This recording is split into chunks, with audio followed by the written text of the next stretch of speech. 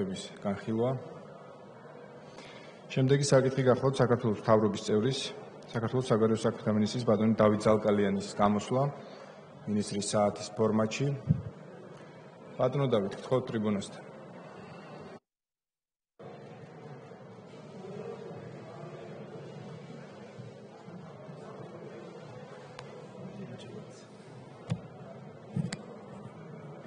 კოლეგებო, გთხოვთ დავიკავოთ ადგილები.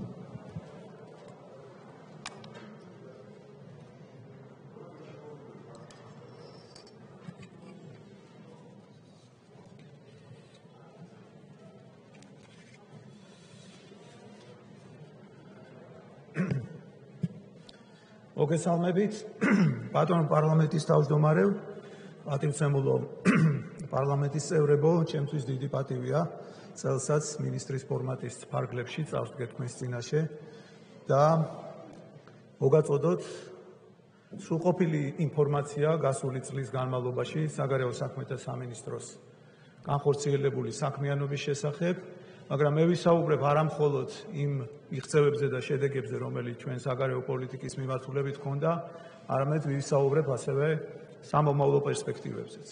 როგორც მოგეხსენებათ, ჩვენ ცხოვრობთ უაღრესად სწრაფად ცვალებად დინამიურ გარემოში. გეოპოლიტიკური სიტუაცია უახლოესი პერიოდის განმავლობაში, ბოლო 1 წლის განმავლობაში საგრძნობლად შეიცვალა, რაც მოითხოვს ჩვენი მხრიდან განსაკუთრებით ყისიერ რეაგირებას და ადაპტირებას, სწრაფ ადაპტირებას ახალ გარემოებებთან.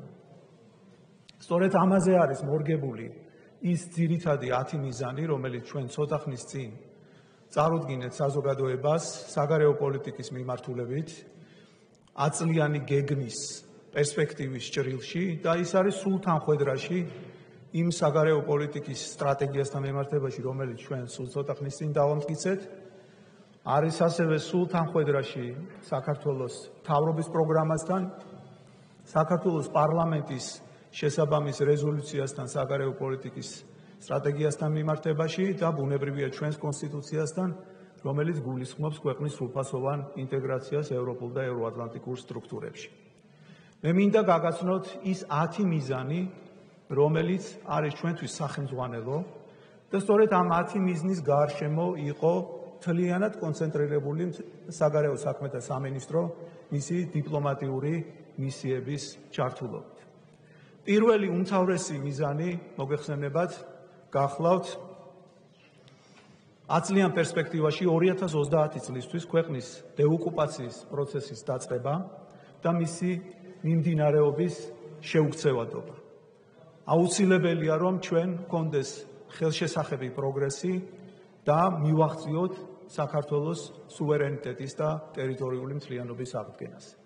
მეორე მიზანი გახლავთ ის ამბიციური მიზანი, რომელიც ყველა თქვენთაგანისთვის კარგად არის ცნობილი და ეს არის 2024 წელს განაცხადის გაკეთება ევროკავშირში წევრობაზე, თუმცა ამით არ მთავრდება ჩვენი საბოლოო მიზანი გახლავთ სრულფასოვანი ინტეგრაცია და ამის შემდეგ აუცილებელია დაიწყოს ძალიან ინტენსიური საქმიანობა იმისთვის, რომ 2030 წლამდე მოვიპოვოთ წევრობის კანდიდატის სტატუსი. მესამე მიზანი გახლავთ ნატოს ალიანსთან ერთად შემუშავებული სამოქმედო გეგმის შესაბამისად საქართველოს სრულფასოვანი გაწევრიანება ნატოში. მეოთხე მიზანი ამერიკის შეერთებულ შტატებთან სტრატეგიული პარტნიორობის თვისობრივად კიდევ უფრო მაღალ დონეზე აყვანა და ამერიკის შეერთებულთან შტატებთან ყოვლისმომცველი ჩამოყალიბებული ალიანსის შექმნა, რაც იქნება დაფუძნებული სამოკავშირეო ურთიერთობებზე, ასევე სამხედრო პოლიტიკური და სავაჭრო ეკონომიკური კომპონენტებით. მეხუთე მიზანი გახლავთ ევროპის ქვეყნებთან, როგორც ევროკავშირის, ისე ევროკავშირის არაწევრ ქვეყნებთან ერთად არსებული ფორმატების სტრატეგიულ ფორმატებამდე გარდაქმნა. ბევრი ასეთი ფორმატი მოგეხსენებათ უკვე ჩამოყალიბებულია, მაგრამ ეს უაღრესად მნიშვნელოვანია იმისთვის, რომ ჩვენ ევროპის ყველა ქვეყანა გავიხადოთ, მოკავშირეთ იმისთვის, რომ მათ დავანახოთ ჩვენი ფუნქცია და როლი მომავალ ერთიან ევროპულ ოჯახში. მეექვსე მიზანი გახლავთ მეზობელ ქვეყნებთან დაბალანსებულ პარტნიორულ ურთიერთობებზე ორიენტირებული ურთიერთსასარგებლო რეგიონალური პოლიტიკის გატარება. მეშვიდე მიზანი, რა თქმა უნდა, დეოკუპაცია ტერიტორიული თლიანობის პრინციპის დაცვით და მხოლოდ ამის შემდეგ ჩვენს ჩრდილოეთ მეზობელთან ურთიერთობის ნორმალიზაციაზე საუბარი.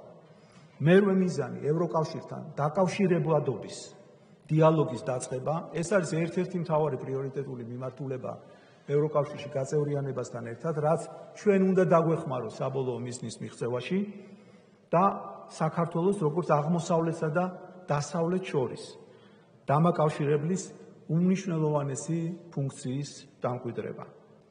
მეცხრე მიმართულება და მიზანი გახლავთ აქტიური ეკონომიკური დიპლომატია, ინვესტიციები, სატრანსპორტო, ენერგეტიკული პრეფერენციები, საექსპორტო პირობების გაუმჯობესება და ასევე დივერსიფიცირებული საექსპორტო ბაზრის უზრუნველყოფა.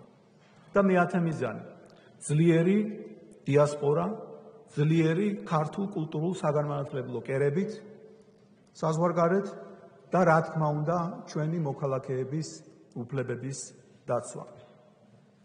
რა თქმა უნდა ამ 10 წლიან გეგმის განხორციელებას ჭირდება მთლიანად ქვეყნის შიდა კონსოლიდაცია, პოლიტიკური სპექტრის კონსოლიდაცია, მაგრამ რადგანაც მიმაჩნია, რომ ეს მიზნები არის სულ თანხვედრაში, როგორც ქვეყნის ხელისუფლებასთან, ისე ოპოზიციისთვის.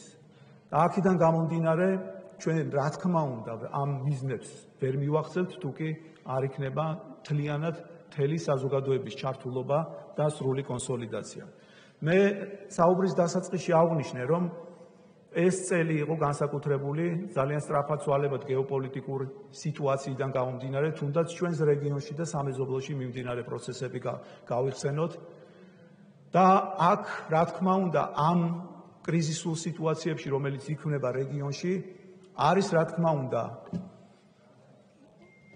პოტენციური შესაძლებლობები ჩნდება, რომელიც ჩვენ აქტიურად უნდა გამოვიყენოთ და მე მიამაყება, რომ ამ ბოლო 1 წლის განმავლობაში მიუხედავად უამრავი სერიოზული გამოწვევისა, მათ შორის რაც იყო ასევე პანდემიასთან დაკავშირებული, ჩვენმა დიპლომატიურმა სამსახურმა შეძლო მნიშვნელოვანი ხელშესახები შედეგების წარმოჩენა და მიღწევა. მე მინდა თითოეულ ამ მიზანთან მიმართებაში, რომელიც იყო წარმოდგენილი, მოგახსენოთ გატარებული საქმიანობის შესახებ და რა კონკრეტული შედეგები გვაქვს ამ მიმართულებით. დეოკუპაცია. ეს გახლავთ ჩვენი საგარეო პოლიტიკის უმთავრესი ნომერ პირველი პრიორიტეტი და ბუნებრივია მთლიანად ჩვენი დიპლომატიური მისია და სამსახური იყო ფოკუსირებული ამ მიზნის მისაღწევად თანმიმდევრული ნაბიჯების გადადგმაში. ერთ-ერთი მნიშვნელოვანი შედეგი, რომელიც ჩვენ წელს ჰქონდა, გახლავთ 2021 წლის 23 ივნის საქართველოს მთავრობის დადგენილებით შექმნილი სამთავრობო კომისია, რომელიც წარმოადგენს უახლოეს პერიოდში დეოკუპაციის და კონფლიქტის მშვიდობიანი მოგვარების სახელმწიფო სტრატეგიას. ეს სტრატეგია არის საერთო ეროვნული პროცესი, სადაც ჩართულია უკვე და უნდა იყოს ჩართული როგორც აღმასრულებელი, ისე საკანონმდებლო ხელისუფლება, საზოგადოების წარმომადგენლები, არასამთავრობო ორგანიზაციის წარმომადგენლები, რადგანაც ჩვენ აქ გვჭირდება კონსენსუსი, გვჭირდება ერთიანი პოზიცია იმ ნაბიჯებთან მიმართებაში, რამაც უნდა მეგვიყვანოს დეოკუპაციამდე. მინდა მოგახსენოთ, რომ პროცესი უკვე დაწყებულია.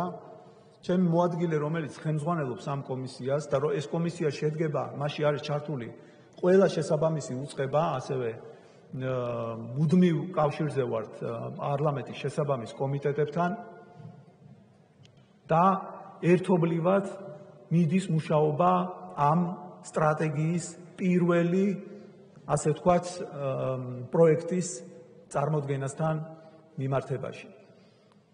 კომისია უკვე იმყოფებოდა საქართველოს სხვადასხვა რეგიონებში, შეხვდა საზოგადოების წარმომადგენლებს გაიმართა რამდენიმე შეხვედრა არასამთავრობო ორგანიზაციის წარმომადგენლებთან და ექსპერტებთან და უახლოეს პერიოდში ეს საერთო ეროვნული პროცესის შემცველი ფორმატი, რა თქმა უნდა, მოგაწვდით და საზოგადოებას წარუდგენთ პირველად დრაფტს დეოკუპაციის სტრატეგიასთან დაკავშირებით და რა თქმა უნდა ვიქნებით გახსნილი, რომ თქვენი შენიშვნები და წინადადებები და საზოგადოების სხვადასხვა ფენიდან წარმოსული წინადადებები იყოს ინკორპორირებული ამ დეოკუპაციის სტრატეგიაში, რათა ის იყოს სრულყოფილი. რა თქმა უნდა, ის ეფუძნება ორ მიმართულებას.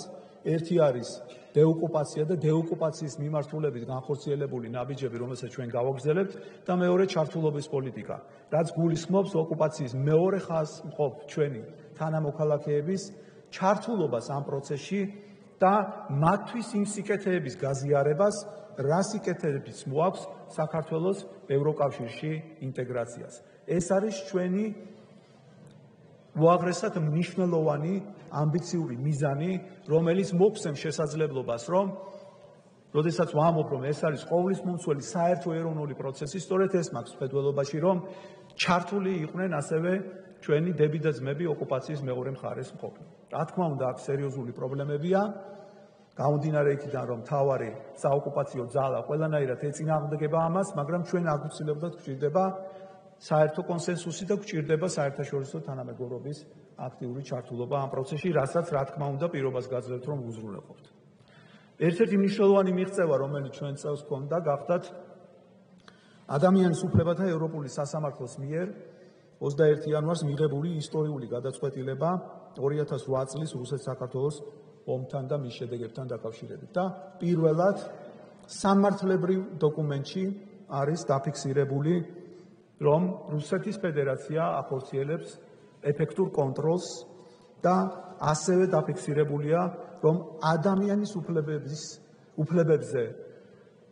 უფლებების დარღვევაზე პასუხისმგებლობა ეკისრება რუსეთის ფედერაციას.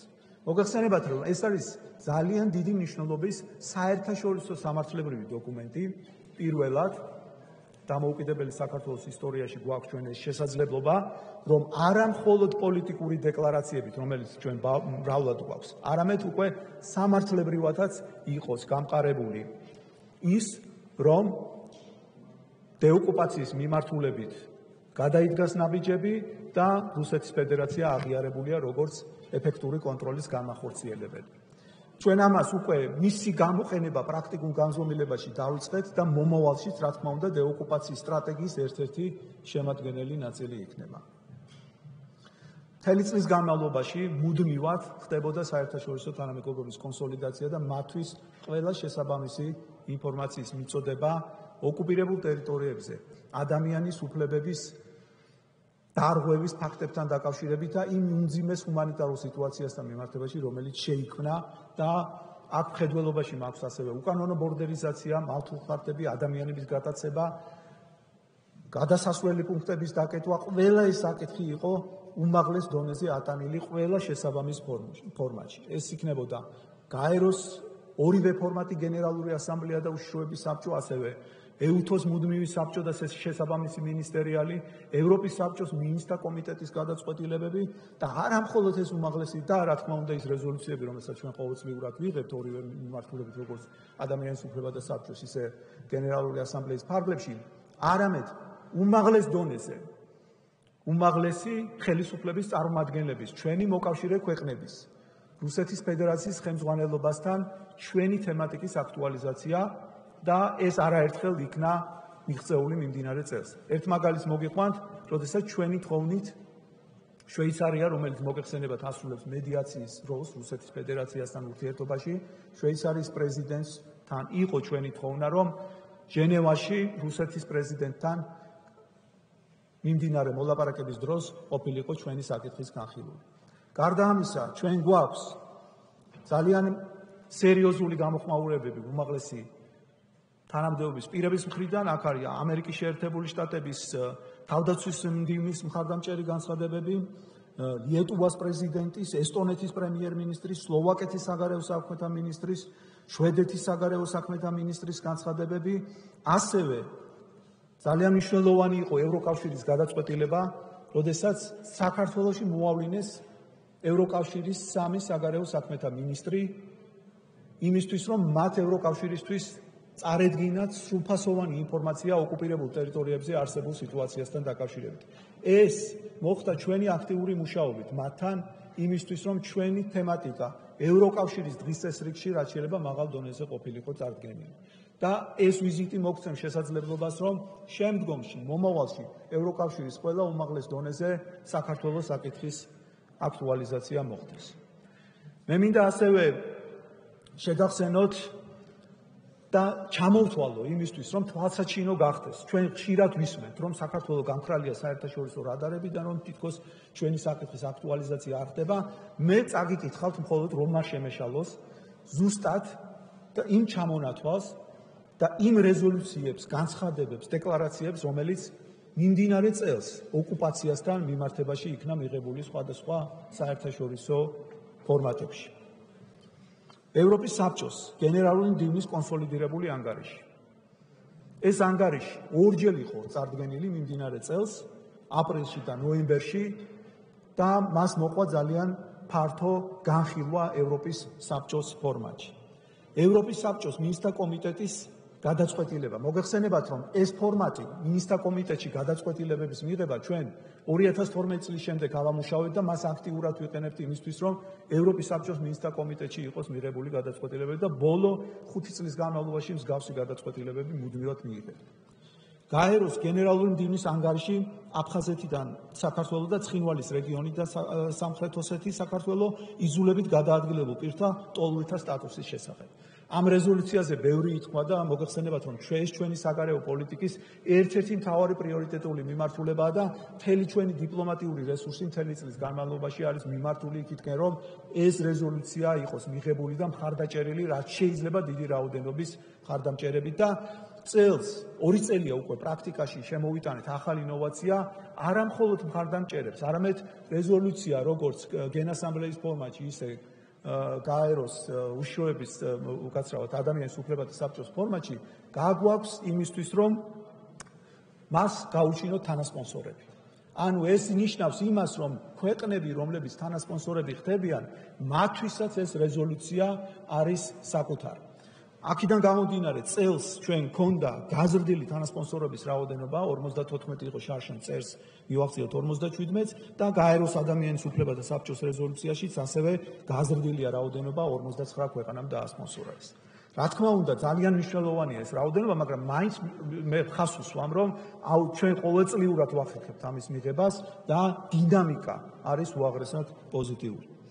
ასევე გაეროს ადამიანის უფლებათა საბჭოს უნივერსალური პერიოდული მიმოხილვის მესამე ციკლის ფარგლებში საქართველოს განხილვის ანგარიში, რომელიც წარდგენილი იყო და რომელიც მოიცავს ოკუპირებულ ტერიტორიაზე მძიმე ჰუმანიტარული კუთხით არსებული სიტუაციის აღწერას.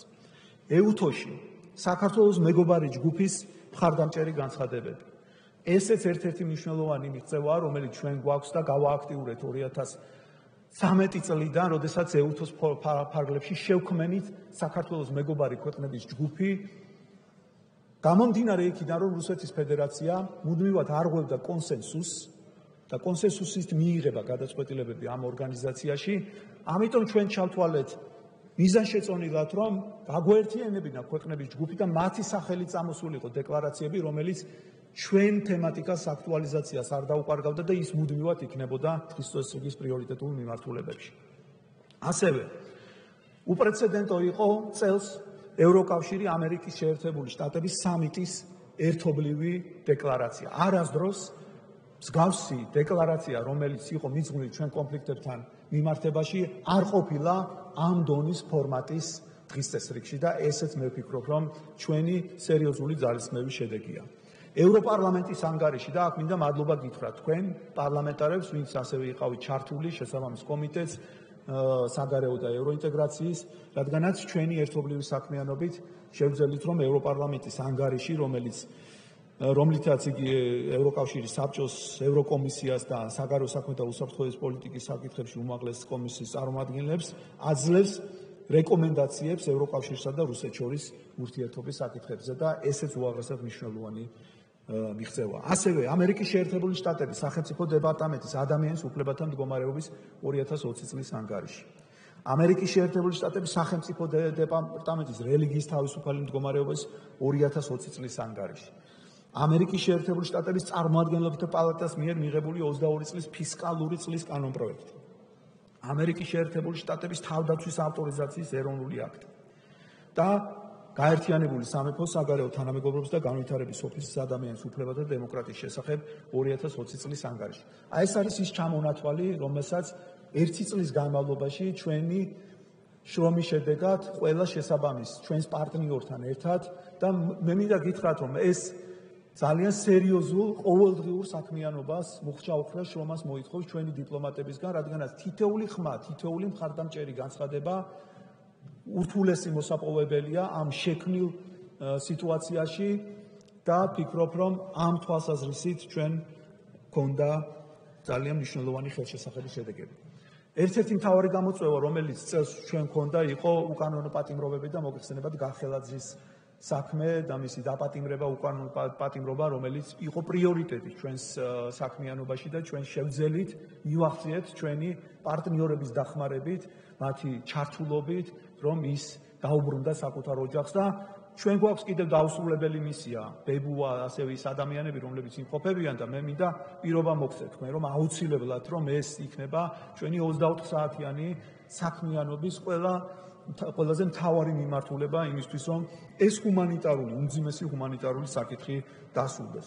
82 ტატუნაშვილის სია, პრიორიტეტი და ამ მიმართულებითაც ყველა პარტნიორ ქვეყანასთან მუშაობა იმისთვის, რომ ამ გზალავის ღონისძიებები იყოს დაწესებული იმ პირთა მიმართებაში, ვინც ამ სიაში არიან და ამ მიმართულებითაც მნიშვნელოვანი ხელშესახები შედეგები გვაქვს. ევროკავშირის სადამკვირვებლო მისიის შემდგომი გაძლიერება უმთავრესი პრიორიტეტი იყო და ამ თვალსაზრისითაც არაერთი კონსულტაცია ჩავატარეთ იმისთვის, რომ ამ მისიის საქმიანობა იყოს მუდმივად გაგრძელებული, რადგანაც ეს არის ერთადერთი საერთაშორისო მისია ადგილზე, მართალია ის ვერ ახორციელებს მის სრულმასშტაბიან, სრულფასოვან ფორმატს, მაგრამ იძლევა ობიექტურ სიტუაციას და სურათს ოკუპირებული ხაზის გასწვრივ არსებულ სიტუაციასთან დაკავშირებით, რაც გვაძლევს შემდგომ ჩვენ საშუალებას, რომ კონსოლიდაცია გავუკეთოთ საერთაშორისო თანამეგობრობას მხარდაჭერ გზავნილებში და თარგმნოთ ის პრაქტიკულ განზომილებაში. და რა თქმა უნდა, არაღიარების პოლიტიკა, რომელიც ჩვენი საგარეო პოლიტიკის სტრატეგიის ერთ-ერთი მთავარი მიმართულებაა, აქ კონკრეტიკაზე ვერ ვისაუბრებ გასაგები მიზეზების გამო, თქვენთან გვაქვს ამაზე მუდმივად საუბარი და ინფორმირებული ხართ, რადგანაც მეორე მხარე რუსეთის ფედერაციასაც ასევე გაძლიერებული აქვს ცდილობები იმისთვის, რომ აღიარების თემაში მათი მხრიდან იყოს, ასე ვთქვათ, წარმატება. მაგრამ რა თქმა უნდა, ჩვენ ამას არ დაუშვებთ, ეს არის ჩვენი უმთავრესი გამოწვევა, უმთავრესი მიმართულება, ამ მიმართულებით მუშაობ და იცით თქვენ, რომ 2012 წლის შემდეგ მნიშვნელოვანი ხელშესახების შედეგი გვაქვს, ორმა ქვეყანამ უკან წაიღო აღიარება და თავად ის ფაქტი, რომ ეს პროცესი არის ამ მდგომარეობაში შენარჩუნებული, მე ვფიქრობ, რომ უნიშნელოვანესი მიღწევაა, მაგრამ ამ მიმართულებითაც შემდგომი შესაძლებლობებიც არსებობს და მინდა დაგარწმუნოთ, რომ ჩვენ ყოველდღიურ რეჟიმში მუშაობთ ამაზე, რომ მისი პრევენცია მოხდეს. რა თქმა უნდა, ჩვენ აქტიურად მუშაობთ და ვიმუშავებთ იმ ინიციატივასთან დაკავშირებით, რაც არის თქვენთვის კარგად ცნობილი ნაბიჯი უკეთესი მომავლისკენ, ალბათ გუშინ ჩემი კოლეგა თეახვლედიანი ამაზე ისაუბრებდა ბევრს, მე ამიტომ დეტალებში არ შევჩერდები, მაგრამ ყველა ჩვენს საერთაშორისო პარტნიორს ჩვენგან აქვს მკაფიო გზავნილი, რომ ჩვენი პოლიტიკა არის სამშვიდობო, ჩვენ გვინდა ამ ადამიანებთან, ეს ადამიანები იყვნენ ჩართული იმ პროცესებში, რა პროცესებიც არის დაკავშირებული ქვეყნის ევროკავშირში ინტეგრაციასთან. გვინდა მათ გაუზიაროთ ღრმა და ყოვლისმომცველი თავისუფალი ვაჭრობის კუთხით არსებული შესაძლებლობები, მინდა მათ გაუზიაროთ ევროკავშირში თავისუფალი გადაადგილების შესაძლებლობა, მინდა გაუზიარო მათ საუკეთესო ევროპის დასავლურ საგანმანათლებლო სასწავლებლებში, რა თქმა უნდა, საქართველოს გავლით მათთვის შესაბამისი განათლების მიღება, ეს არის ჩვენ რასაც ვთავაზობთ მათ და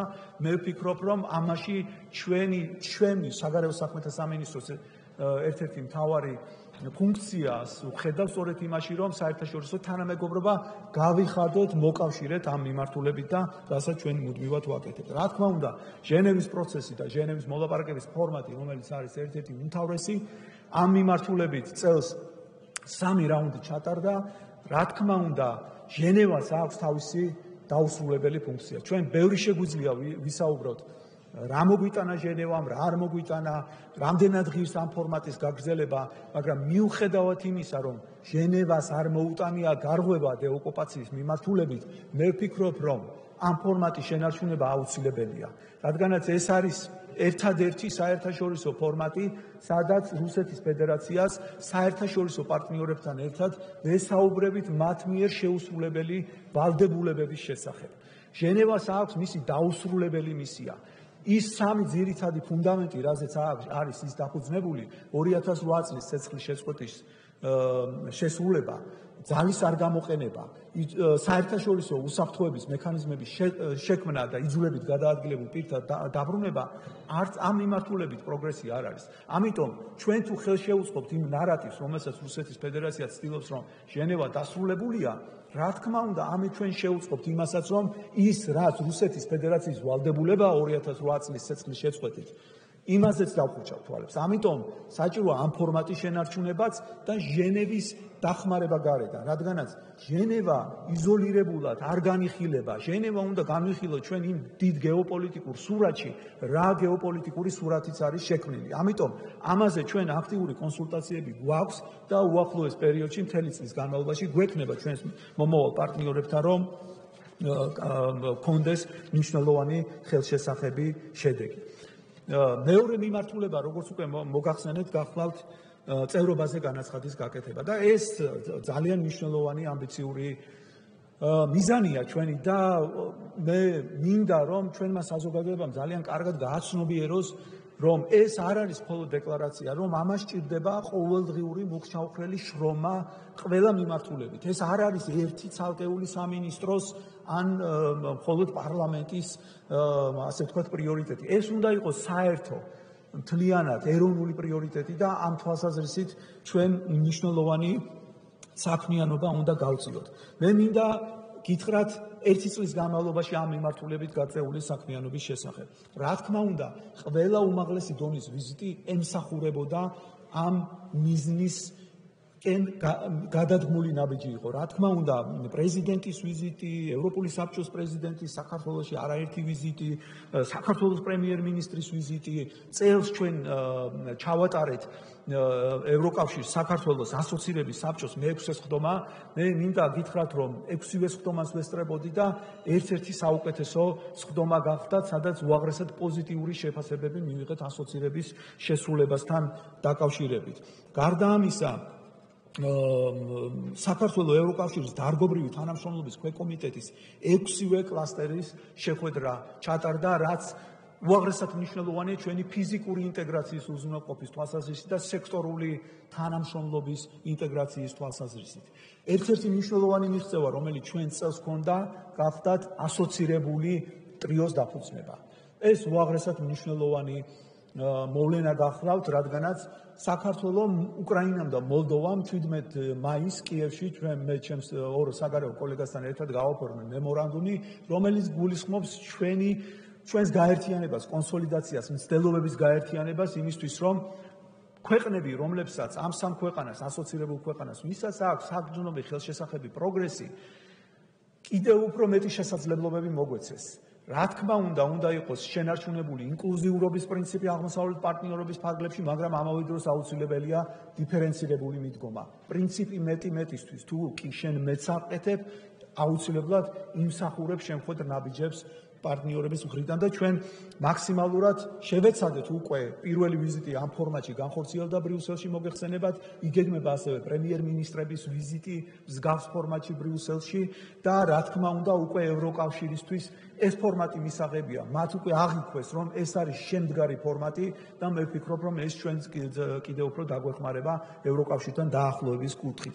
ასევე მაქსიმალურად ვიყენებდით სხვადასხვა ფორმატებს, იგივე ვიშეგრადის ფორმატი და ვიშეგრადის ჯგუფსა და აღმოსავლეთ პარტნიორ ქვეყნებს შორის საგარეო საქმეთა მინისტრების ვიდეო კონფერენციის ფარგლებში ჩვენ ამ აქტუალურ საკითხებზე მუდმივად საუბრობთ. მე მინდა ასევე 2 სიტყვა გითხრათ, სულ ერთი კვირის წინ დავბრუნდი აღმოსავლეთ პარტნიორობის მინისტერიალიდან, რომელიც იყო ერთგვარი მოსამზადებელი აღმოსავლეთ პარტნიორობის სამიტის და ეს სამიტი გაიმართება ძალიან მალე 15 დეკემბერს და ვფიქრობ რომ უაღრესად მნიშვნელოვანი მოვლენა იქნება ჩვენთვის გამომდინარე იქიდან რომ აღმოსავლეთ პარტნიორობის რეგიონში არის უაღრესად რთული სიტუაცია შექმნილი. აღარ ჩამოვთვლი იგივე უკრაინის გარშემო მიმდინარე პროცესები, გაზრდილი სამხედრო ყოფნა უკრაინის გარშემო, ასევე სამეზობლოში სიტუაციის ესკალაცია, ასევე ბელორუსთან მიმართებაში არსებული სიტუაცია. ამიტომ ჩვენ მაქსიმალურად გამოვიყენეთ ეს მინისტერიალი იმისთვის, რომ ჩვენი ევროპელი პარტნიორებისთვის ძალიან მკაფიოდ განგვეცხადებინა თუ რა მოლოდინები გვაქვს ჩვენ. ჩვენი მოლოდინებია, რომ აღმოსავლეთ პარტნიორების სამიტზე იყოს აღიარებული ჩვენი ქვეყნის ევროპული მისწრაფება და ევროპული არჩევანი. ჩვენი მიზანია, რომ აღმოსავლეთ პარტნიორობის საბოლოო დეკლარაციაში სამიტზე კაფიოდ გამოიკვეთოს ევროკავშირის როლი კონფლიქტის მოგვარებასთან მიმართებაში.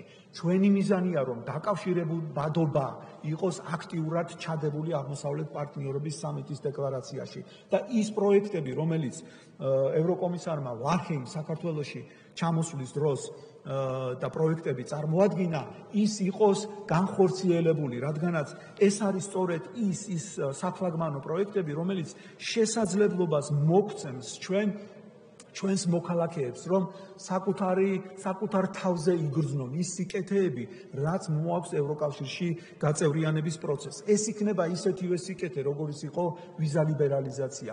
ეს იქნება ისეთი სიკეთე, როგორიც იყო ღრმა და ყოვლისმომცველი თავისუფალი ვაჭრობა და ამ თვალსაზრისით მე ვფიქრობ, რომ ჩვენი მომავალი საქმიანობა იქნება სწორედ ამაზე მიმართული და პრიორიტეტი, რა თქმა უნდა. ასევე მინდა გითხრათ, რომ მიმდინარე წელს მუშაობა განაახლა სამთავრობო კომისიამ ევროკავშირში ინტეგრაციის კუთხით და პრემიერ-მინისტრის დავალებით თითოეულ სამინისტროს აქვს კონკრეტული დროში გაწერილი სამუშაო გეგმა და ეს სამუშაო გეგმაც დამტკიცებულია თუ რა ნაბიჯები უნდა გადაიდგას ასოცირების დღის წესრიგის იმპლემენტაციასთან მიმართებაში იმისთვის რომ ჩვენ ყველანაირად ვიყოთ მზად 2024 წლისთვის. გარდა ამისა მოგეხსენებათ თქვენ რომ იგივე სამეულის ფორმატში ჩვენ ბათუმში უმასპინძლეთ პრეზიდენტებს უკრაინის, მოლდოვის, საქართველოს პრეზიდენტს და მიღებული იქნა ერთობლივი დეკლარაცია. ესეც არის ძალიან სერიოზული განაცხადი და ვფიქრობ ძალიან შეგვიწყობს ხელს ამ მიზნის მიღწევაში. რა თქმა უნდა, საქართველოს წარმატებით მონაწილეობაა ევროკავშირის შესაბამის პროგრამებში, როგორიცაა Erasmus+, Creative Europe, Horizon 2020 და ასე შემდეგ, რაც ფიზიკური ინტეგრაციის თვალსაზრისით მოგვიტანს ჩვენ ხელშესახებ შედეგს და ასევე სექტორული ინტეგრაციის კუთხით მაქსიმალურ ჩართულობა ევროკავშირის პროექტებში და სააგენტოებში.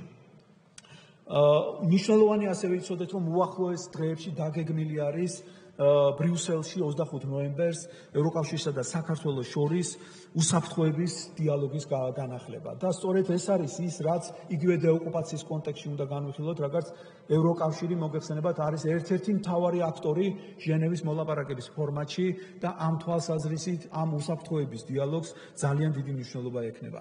უვიზო რეჟიმის შეუფერხებელი ფუნქცია ერთ-ერთი მნიშვნელოვანი ამოცანა იყო წლის განმავლობაში და ჩვენ იხილეთ თქვენ რომ ძალიან პოზიტიური ანგარიში გამოაქვეყნა ევროკავშირმა ვიზის იმპლემენტაციასთან დაკავშირებით. ჩვენ მუდმივად გვიჭირავს პულსზე ხელი, რადგანაც არ გაიზარდოს საქართველოსთან თავშესაფრის მაძიებელთა რაოდენობა და ის საკანონმდებლო მადლობა მინდა გითხრათ იმ საკანონმდებლო ცვლილებებისთვის, რომელიც თქვენ მიიღეთ, რადგანაც ეს ძალიან გვეხმარება ჩვენ ამ სავიზო ვიზა ლიბერალიზაციის იმპლემენტაციის პროცესში და ეს თქვენი დამსახურებაა და მინდა რომ ამ კოორდინირებული საქმიანობისთვის დიდი მადლობა გითხრათ. ასევე 17 მივახციეთ იმას, რომ საქართველოს უსაფრთხო ქვეყნად აღიარა ევროკავშირის 17-მა ქვეყანამ. ყველა იმ ქვეყანამ, რომ სადაც კი არსებობს ეს ფორმატი, ჩვენ შევძელით, რომ 17-ვე ქვეყანაში არის აღიარებული როგორც უსაფრთხო ქვეყანა და ბოლო ჩვენი მნიშვნელოვანი შედეგი გახდათ COVID 19-თან დაკავშირებით ჩვენი სერტიფიკატების აღიარება ძალიან სერიოზული საქმიანობა იყო გაწეული შესაბამის უწყებებთან ერთად, ჯანდაცვის სამინისტროსთან ერთად, პრემიერ-მინისტრის აპარატთან ერთად და მოგეხსენებათ, რომ ორშაბათს იყო მიღებული ეს გადაწყვეტილება და ჩვენს მოქალაქეებს აქვს შესაძლებლობა არა მხოლოდ ევროკავშირის წევრ ქვეყნებში, არამედ იმ ქვეყნებში, ვის COVID სერტიფიკატებსაც აღიარებს ევროკავშირი, ასეთი არის მთლიანობაში 40-მდე ქვეყანაა, რომ ჩვენ მოქალაქეებს ექნებათ თავისუფლად გადაადგილების საშუალება. მესამე მიმართულება, რა თქმა უნდა, ერთ-ერთი მნიშვნელოვანი გახლავთ ნატო და ნატოში სრულფასოვანი ინტეგრაცია ჩვენი უმთავრესი პრიორიტეტია. აქაც ამ პრიორიტეტის ამ პრიორიტეტის უზრუნველსაყოფად ჩვენ მთელი წლის განმავლობაში ძალიან ბევრი ღონისძიება განვახორციელებთ. უმაღლესი დონის ვიზიტები. მოგეხსენებათ, რომ საქართველოს პრეზიდენტი, პრემიერ-მინისტრი, ჩემი ვიზიტი ბრიუსელში, ასევე ნატოს სამხრეთ კავკასიაში სპეციალური წარმომადგენლების ვიზიტები, ჯეიმს აპატურაის და მისი შემცვლელის ხავიერ კოლომინას ვიზიტი უაღრესად მნიშვნელოვანი იყო და წლის განმავლობაში ერთ-ერთი მნიშვნელოვანი შედეგად მიმაჩნია ჩვენ განახლებული არსებითი პაკეტის მიღება, რომელიც იმ პრაქტიკული ინსტრუმენტების იმპლემენტაციის კუთხით, რომელიც გვაახლოებს ნატოს წევრობასთან წევრობას, არის უაღრესად მნიშვნელოვანი. შავი ზღვის უსაფრთხოების საკითხებზე სტრატეგიული დიალოგი დავიწყეთ. ესეც მნიშვნელოვანი მიღწევაა და ამ თვალსაზრისით ნაკის ფორმატში გამართული ბოლო შეხვედრა, სადაც სწორედ კონკრეტულ თანამშრომლობის პერსპექტივებზე იყო საუბარი, მნიშვნელოვან შედეგად მიმაჩნია. საქართველოს როგორც ასპირანტმა ქვეყანამ ასევე მონაწილეობა მიიღო ნატო 2030-ის ანგარიშის შემუშავებაში. თავად ის ფაქტი, რომ ჩვენ ნატოელ ექსპერტებთან ერთად ჩართული ვართ ამ პროცესში, არის იმის მანიშნებელი, თუ რაოდენ დიდ მნიშვნელობას ანიჭებს ნატო საქართველოსთან ურთიერთობას და ჩვენი ინტერესები, ჩვენი წინადადები აუცილებლად ღია კარის პოლიტიკის კონტექსტში გათვალისწინებული იქნება და მე ამაში დარწმუნებული ვარ. და მნიშვნელოვანია, რომ ამ კონსულტაციების შედეგად ექსპერტთა ჯგუფი ალიანს მკაფიო რეკომენდაციას აძლევს, რომ დარჩეს 2008 წლის ბუხარესტის სამიტის გადაწყვეტილების ერთგული და გადადგას კონკრეტული ნაბიჯები ამ გადაწყვეტილების განსახორციელებლად. ერთ-ერთი ყველაზე მნიშვნელოვანი ხელშესახების შედეგი წელს გახდათ 21 წლის 14 ივნისის ნატოს სამიტი, რომელიც დასრულდა კომუნიკის მიღებით და ამ კომუნიკეში საქართველოს მიმართ ძალიან მრავალი მხარდამჭერი გზავნილი იქნა ასახული. ჩვენ აქტიურად მუშაობდით. გახსოვთ თქვენ როგორ გვაკრიტიკებდნენ, რომ საქართველოს სამიტთან მიმართებაში არ იყო თითქოს დაპატიჟებული და ჩვენ იქ არ ვიქნებოდით, მაგრამ შედეგი აბსოლუტურად სხვა დადგა. შედეგი დადგა ის, რომ სამიტის კომუნიკეში არის ძალიან მსუხე, ძალიან მკაფიო, მხარდამჭერი და ეს არ მოიპოვება, რა თქმა უნდა, შრომის და იმ აქტიური კომუნიკაციის გარეშე, რომელიც ჩვენ მთელი წლის განმავლობაში ჰქონდა ჩვენს ნატოელ პარტნიორებთან. მე მინდა თქვენი ყურადღება შევჩერო რამდენიმე დეფინიციაზე, რომ გადაწყვეტილებით დადასტურდა, რომ საქართველოს გახდება ნატოს წევრი ქვეყანა და აღიარებულ იქნა, რომ საქართველოს აქვს ყველა პრაქტიკული ინსტრუმენტი, რათა მოემზადოს საბოლოო წევრობისთვის. გაჩნდა ახალი ჩანაწერიც, რომელიც მსგავსი ადრე არ ყოფილა და სადაც ასახულია, რომ მოკავშირეების მხარდაჭერა საქართველოს სუვერენული უფლების მიმართ აირჩიოს საგარეო პოლიტიკური პრიორიტეტები. და ასევე უმაღრესად მნიშვნელოვანია ნატოს გაფართოების საკითხზე ნებისმიერი მესამე მხარის ჩარევის, ანუ ვეტოს დადების დაუშვებლობა. ეს მე ვფიქრობ ძალიან სერიოზული შედეგია ნატოს უმაღლეს ფორმატში ჩვენი საკითხის ასეთ დონეზე და ასეთი მასშტაბით წარმოჩენის კუთხით და ჩვენ უკვე აქტიურად ვემზადებით მომავალი წლის 22 წლის ნატოს მადრიდის სამიტისთვის. მე ვფიქრობ, რომ ეს ძალიან მნიშვნელოვანი სამიტი იქნება და ის ფაქტი, რომ მე სულ ცოტა ხნის წინ მივიღე მიპატიჟება ნატოს მინისტერიალზე, ჩემს უკრაინელ კოლეგასთან ერთად ეს მინისტერიალი 1 დეკემბერს გაიმართება რიგაში, ადასტურებს სერიოზულობას ჩვენი ნატოელი პარტნიორების მხრიდან იმ პროგრესის აღიარების, რა პროგრესიც ჩვენს ქვეყანას აქვს ნატოში ინტეგრაციის გზაზე. მინდა ასევე აღვნიშნო ჩვენი ძალიან მჭიდრო თანამშრომლობა ავღანეთში და ფასდაუდებელია ის წვლილი, რომელიც ჩვენმა სამხედროებმა შეიტანეს ამ გლობალური გამოწვევის წინააღმდეგ ბრძოლაში.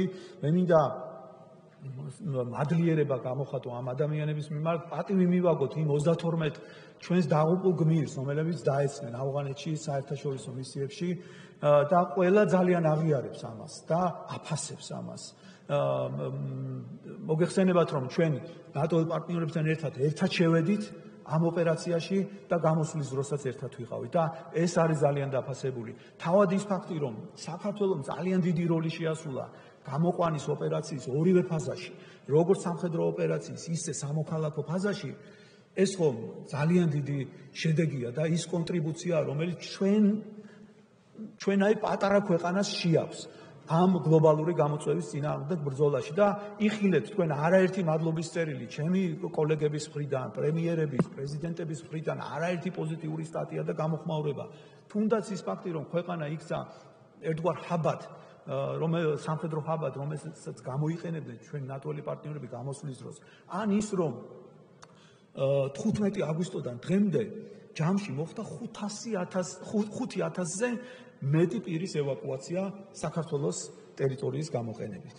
და ჩვენმა ქვეყანამ მართლაც ყველა უწყების შესაბამისი ჩართულობით შეძლო ეს და მე ვფიქრობ, რომ ესეც ძალიან მნიშვნელოვანი ხელშესახები შედეგია. ჩვენ ასევე შემიმუშავეთ წელს ყოველწლიური ეროვნული პროგრამის მე-13 წლიური ანგარიში და მოგეხსენებათ, რომ ეს არის ერთ-ერთი მნიშვნელოვანი ფაქტიურად სამოქმედო გეგმის იდენტურია ის და ყველა ერთმანეთ აღიარებს ჩვენი პარტნიორი, რომ ის რაც თქვენ გიწერიათ ყოველწლიურ სამოქმედო პროგრამაში არის ის კრიტერიუმები, რაც არის მოთხოვნილი სამოქმედო გეგმით. ანუ ჩვენ უკვე ფაქტიურად მოქმედებთ როგორც მოკავშირე, მაგრამ პოლიტიკური გადაწყვეტილება არ არის ამასთან დაკავშირებით. მაგრამ ყველაფერი უნდა გავაკეთოთ იმისთვის, რომ ვიყოთ მზად იმ მომენტისთვის, როდესაც ეს გადაწყვეტილება მომწიფდება და სწორედ ასეთი ნაბიჯებით, რა ნაბიჯებსაც ჩვენი ხელისუფლება დგას ნატოში ინტეგრაციის კუთხით. სულ ცოტა ხნის წინ ჩვენ ოქტომბერში შევიმუშავეთ 21 წლის წლიური ეროვნული პროგრამის თვითშეფასების დოკუმენტი და ამ დოკუმენტზე დაყრდნობით უკვე 21 წლის ბოლოს ალიანსი შეიმუშავებს 21 წლის შეფასების დოკუმენტს და ვფიქრობ, რომ ესეც ძალიან პოზიტიური იქნება, ისევე როგორც პოზიტიური იყო ის 6 სხდომა, რომელიც ნატო საქართველოს კომისიის ფარგლებში მიმდინარე წელს ჩატარდა. მეოთხე მიმართულება, როგორც უკვე გითხარით, გახლავთ ამერიკის შეერთებულ შტატებთან სტრატეგიული პარტნიორობა და სამოკავშირეო ურთიერთობების ჩამოყალიბება ყველა მიმართულებით, როგორც თავდაცვის და უსაფრთხოების სფეროში, ისე ეკონომიკური განზომილებით და ჩვენი ამბიციაა, რომ თანამშრომლობის ის დონე, რაც გვაქვს უსაფრთხოების სფეროში, თავდაცვის და უსაფრთხოების კუთხით, ავიყვანოთ იმ დონეზე, უпростоრად ეკონომიკური თანამშრომლობის დონე ავიყვანოთ იმ დონეზე, რა დონეც გვაქვს თავდაცვის და უსაფრთხოების კუთხით. მე მინდა გითხრათ, რომ მართლაც ბოლო 1 წლის განმავლობაში ვიზიტების თვალსაზრისით ძალიან მნიშვნელოვანი იყო, რადგანაც 1 წლის განმავლობაში საქართველოში იმყოფებოდა როგორც სახელმწიფო მდივანი, ისე თავდაცვის მდივანი. ზუსტად 1 წლის წინ 18-19 ნოემბერს საქართველოში იმყოფებოდა სახელმწიფო მდივანი მაიკ პომპეო და ჩვენ გქონდა ძალიან შინაარსიანი საგნობრივი საუბარი მასთან. რა თქმა უნდა, ის წინა ადმინისტრაციის წარმოადგენდა, მაგრამ განგრძობითობა, თანმიმდევრულობა ჩვენ გვაქვს ამერიკის შეერთებულ შტატებთან და ამის ნათელი დადასტურება უკვე შემდგომ განვითარებული ურთიერთობები. ძალიან მალე მე ვიყავი ერთ-ერთი საგარეო მინისტრი იმ მინისტრებს შორის, ვისთანაც ამერიკის შეერთებული შტატების სახელმწიფო მდივანმა განახორციელა სატელეფონო ზარი. ეს იყო უაღრესად მნიშვნელოვანი სატელეფონო ზარი ავღანეთში ოპერაციის გამოყვანის წინ. და მიანიშნებს იმაზე, თუ რაოდენ დიდი მნიშვნელობა აქვს ამერიკის შეერთებული შტატებისთვის მისთვის საქართველოსთან როგორც სტრატეგიულ პარტნიორთან ურთიერთობას. და ეს ჩვენი ქვეყნის ამ სტრატეგიული პარტნიორობის აღიარება იყო. ჩვენ გქონდა საგნობრივი საუბარი ყველა ძირითად მიმართულებაზე, როგორც თავდაცვის მიმართულებით, ისე უსაფრთხოების კუთხით, გამოწვევებზე, მათ შორის ეკონომიკური კუთხით და მე მას დაუდასტურე, რომ საქართველო არის რეგიონში ამერიკის ყველაზე ახლო და სანდო პარტნიორი და ჩვენ ამას ვაკეთებთ იმ კონკრეტული ნაბიჯებით, რა ნაბიჯებსაც დგამთ ამერიკის შეერთებულ შტატებთან სტრატეგიული პარტნიორობის გაძლიერების კუთხით. ასევე მნიშვნელოვანი იყო თავდაცვის მდივნის ვიზიტი, ცოტა ხნის წინ განხორციელებული და თუ კი გავითვალისწინებთ დროის რა მონაკვეთში გაკეთდა, რა შინაარსის განცხადებები გაჟღერდა, რა მემორანდუმი გაფორმდა, ეს კიდევ დამატებით დატვირთვას აძლევს ამერიკის შეერთებული შტატების თავდაცვის მდივნის ლოიდ ოსტინის ვიზიტს. მოგეხსენებათ, რომ გაფორმდა ახალი მემორანდუმი საქართველოს თავდაცვის უნარიანობის და შეკავების შესაძლებლობის გაძლიერების ინიციატივასთან დაკავშირებით. ეს არის გაგრძელება GDRP-ის პროგრამის უკვე ახალი გარემოებიდან გამომდინარე, რაც ჩვენი თავდაცვის შეიარაღებული ძალების თავსებადობას ნატოსთან, ამერიკის შეერთებული შტატების სტანდარტებთან კიდევ უფრო გაზრდის და ჩვენს ამ პარტნიორობას შეუქცევაც გახდის. გარდა ამისა, ჩვენ გვაქვს, რა თქმა უნდა, ამერიკის შეერთებული შტატების მხრიდან ვიზიტების კუთხით ორ ვიზიტზე, ძალიან მნიშვნელოვანი ვიზიტზე, რომელიც 6-7 და 11 ივნისს განხორციელდა ევროპის და ევრაზიის საკითხებში სახელმწიფო მდივნის თანაშემწის ფილიპ რიკერის ვიზიტი საქართველოში. თუ კი გახსოვთ, ამ ვიზიტის დროს მან იმოგზაურა რეგიონში და ამას შედეგად მოყვა საქართველოს პრემიერ-მინისტრის ინიციირებული და მისი მედიაციით განხორციელებული პირველი ნაბიჯები ჩვენს მეზობელ სომხეთსა და აზერბაიჯანს შორის.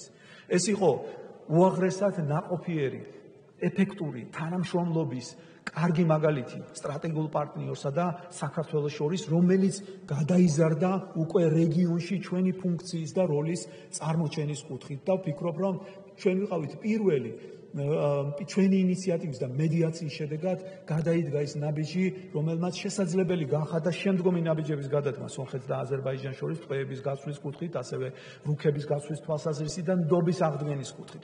მე შემდგომ ვილაპარაკებ, როდესაც რეგიონზე გადავალ ჩვენს ინიციატივებთან ამათთან დაკავშირებით, მაგრამ ამერიკის შეერთებული შტატების ჩართულობა აქ ძალიან მნიშვნელოვანი. ამაზე იყო ასევე საუბარი ქალბატონი ერიკა ოლსონის ვიზიტის დროს, ის გახლავთ ახალი ცოტა ხნის წინ დანიშნული ევროპის ევრაზიის საკითხებში სახელმწიფო მდივნის თანაშემწე და ბუნებრივია, სწორედ ეს იყო ჩვენი საუბრის ერთ-ერთი მთავარი მიმართულება რეგიონში არსებული სიტუაცია და ჩვენი როლის გამოკვეთა ამ კონტექსტში.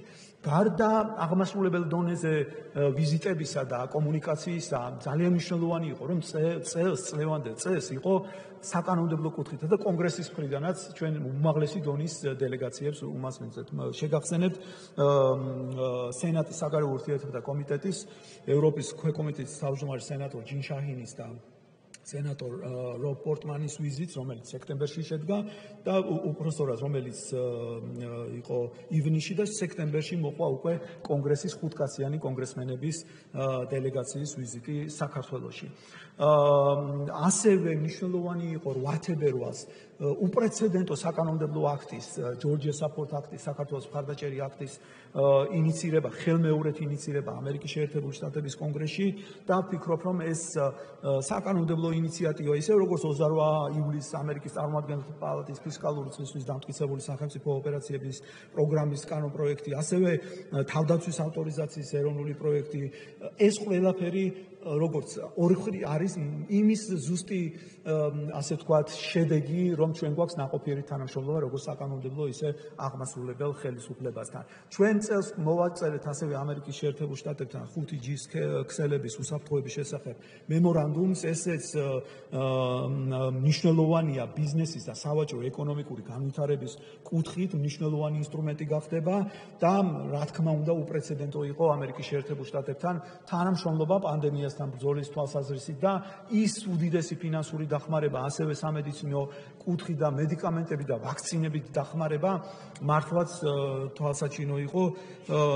გადაუდებელი 2.7 მილიონი ამერიკის შეერთებული შტატების ჰუმანიტარული დახმარება, ასევე $685,000 დახმარება USAID-ის პროგრამებში, ასევე დახმარება ვაქცინების კუთხით, მოგეხსენებათ, რომ 500,000 ვაქცინა, Pfizer-ის ვაქცინა პირველი შემოვიდა ამერიკის შეერთებული შტატებიდან და რა თქმა უნდა ორხრივათაც პრემიერის ჩართულობით იქნა მიღწეული, რომ ჩვენ შევიძინეთ ის ორხრივი Pfizer-თან ორხრივი კონტაქტის შედეგად, მაგრამ ამერიკის შეერთებული შტატების ეს დახმარება მართლაც ფასდაუდებელი იყო და რა თქმა უნდა საპორტო ვიზიტები და გემების ვიზიტები და სულ ცოტა ხნის წინ ჩვენ მასპინძლეთ ამერიკის მე-6 ფლოტის საფლაგმანო გემს Mount Whitney-ს და ასევე USS Porter-ს, რომლებიც ეს არ იყო მხოლოდ ტექნიკური ვიზიტი, უაღრესად დიდი მნიშვნელობის პოლიტიკური დაატვირთვა ჰქონდა და კიდევ ერთი გზავნილი იყო ამერიკის შეერთებული შტატების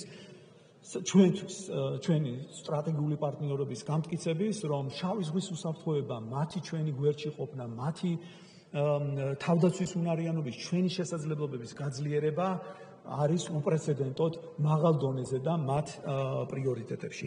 რა თქმა უნდა, ჩვენი ერთ-ერთი მთავარი იქნება ამერიკის შეერთებულ შტატებთან სავაჭრო ეკონომიკური კუთხით და თავისუფალი ვაჭრობის მიმართულებით შესაძლებლობების გაჩენა.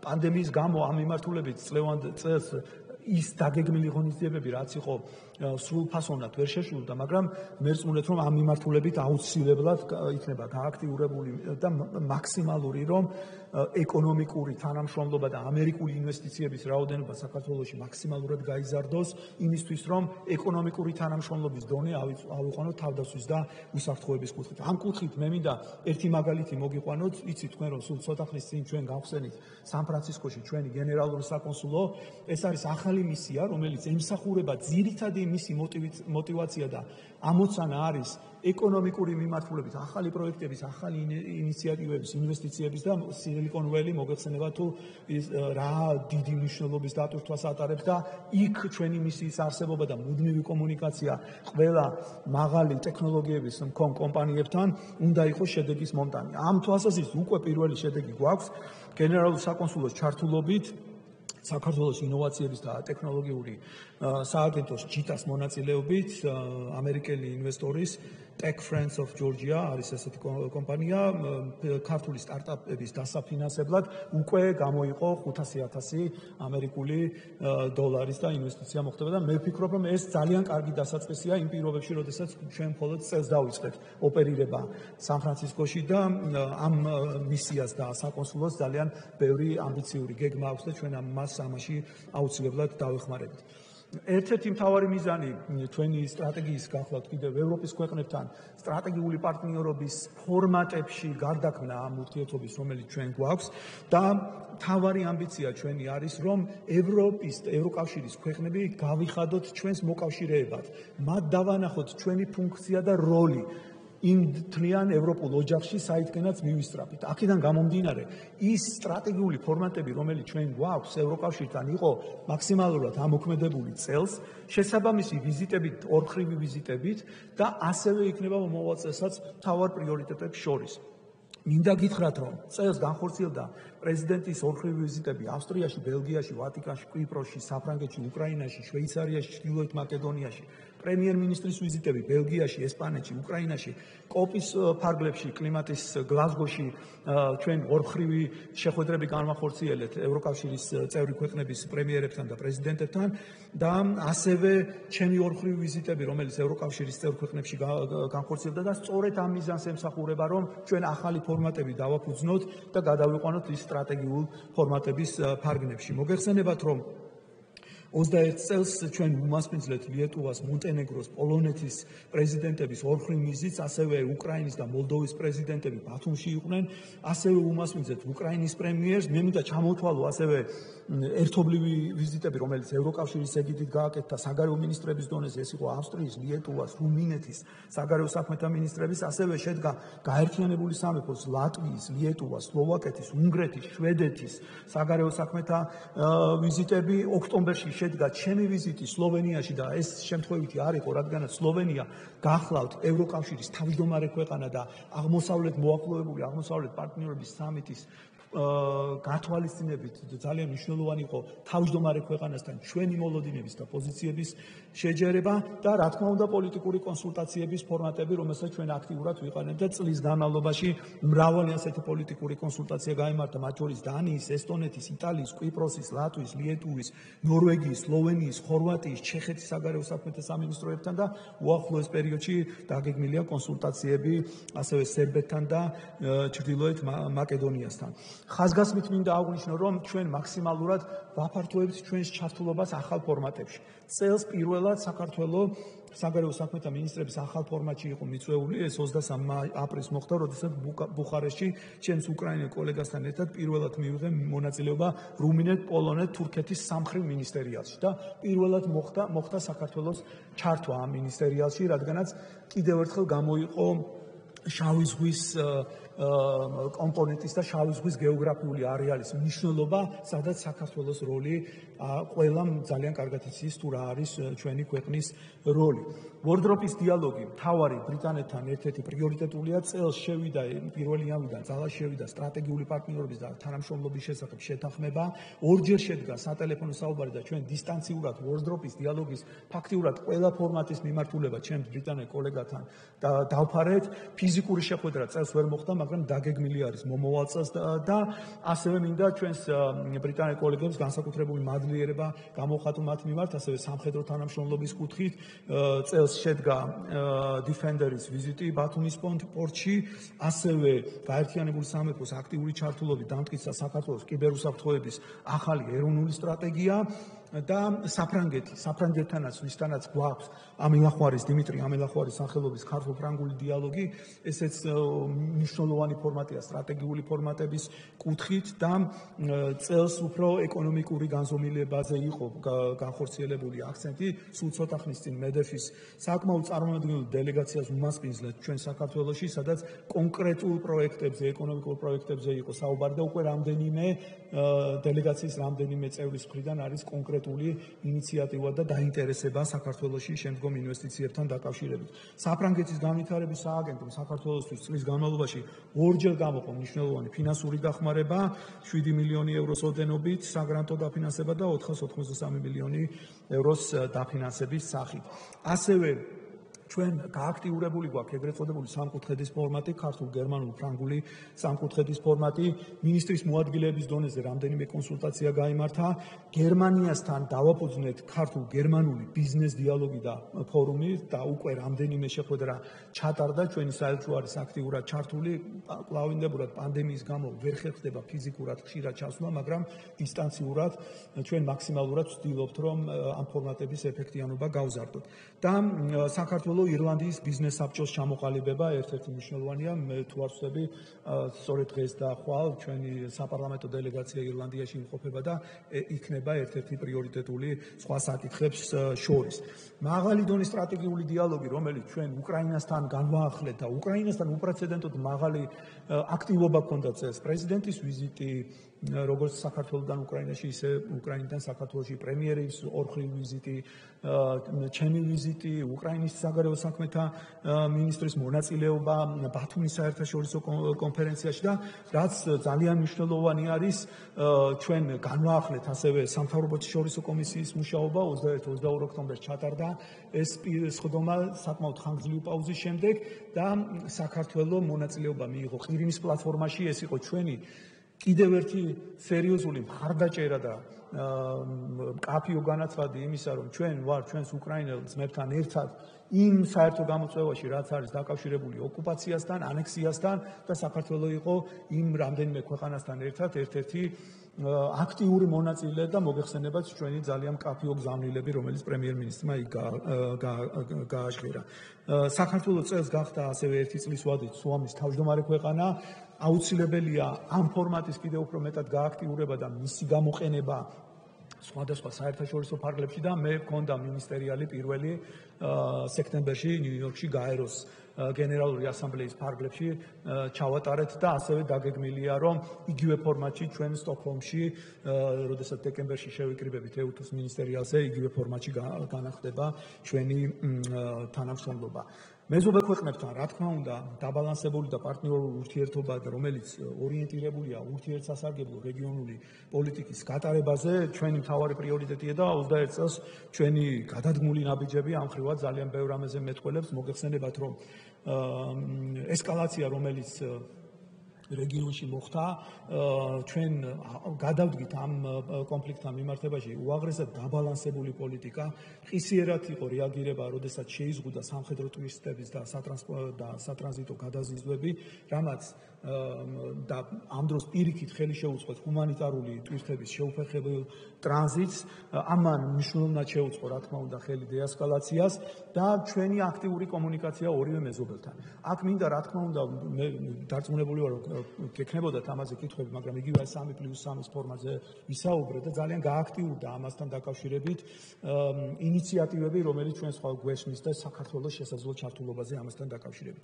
მე მინდა გითხრათ, რომ მე მქონდა შეხვედრები ამასთან დაკავშირებით, როგორც ჩვენს თურქ პარტნიორებთან, ისე აზერბაიჯანელ კოლეგებთან და სომეხ კოლეგასთან. ასევე, როდესაც ირანის საგარეო საქმეთა მინისტრი იმყოფებოდა საქართველოში. მათთვის ჩვენი პოზიცია ძალიან მკაფიოა. ჩვენ ვერ მივიღებთ ისეთ პროექტში, ისეთ გეოპოლიტიკურ და ეს გეოპოლიტიკური პროექტია, ხო? მე მგონი არ დავობთ ამას. სადაც მონაწილეობს ქვეყანა, რომელსაც აქვს ოკუპირებული ჩვენი ქვეყნის ტერიტორიები. ეს პოზიცია მე ძალიან ცხადად გავაჟღერე საჯარო პრესკონფერენციაზე თურქეთის საგარეო საქმეთა მინისტრთან, ასევე აზერბაიჯანში ვიზიტის შემდეგ და ჩემს სომეხ კოლეგასთან ვიზიტის შემდეგ. რა თქმა უნდა, ჩვენი სურვილია, რომ მეტი ჩართულობა იყოს რეგიონში ჩვენი დასავლელი პარტნიორების, ამაზე მუდმივად ვსაუბრობ ჩემს ამერიკელ კოლეგებთან, მუდმივად ვსაუბრობ ჩემს ევროპელ კოლეგებთან, არ უნდა გაჩნდეს სივრცე, სარიელი სივრცე, სადაც არ იქნება პროცესებში ჩართული დასავლეთი. და ამას მე ვფიქრობ, რომ ძალიან კარგად აცნობიერებენ. აუცილებელია რა ალტერნატივას ვთავაზობთ ჩვენ. ჩვენი ალტერნატივა არის ის ინიციატივები, რაც ჩვენ წამოვაყენეთ. იგივე სამეულის ფორმატი, სამხრეთ კავკასიის 3 ქვეყნის, საქართველო, აზერბაიჯანი, სომხეთი. თბილისი იქცეს პლატფორმა დიალოგისთვის სამხრეთ კავკასიის ქვეყანას შორის. რა თქმა უნდა, ჩვენ არ გვაქვს იმის ამბიცია და არც რესურსი, რომ საქართველოს რაღაცა პოლიტიკური ან კონფლიქტის საკითხებთან დაკავშირებით იმ პროცესში, თუნდაც ის დემარკაცია დელიმიტაციის საკითხი, რომელიც ორ ქვეყანას შორის მიმდინარეობს, იქ რაღაცა მედიატორის როლი შევასრულოთ. არა გვაქვს ამის ამბიცია და არც სურვილი რომ ამ პროცესში ჩავერთოთ.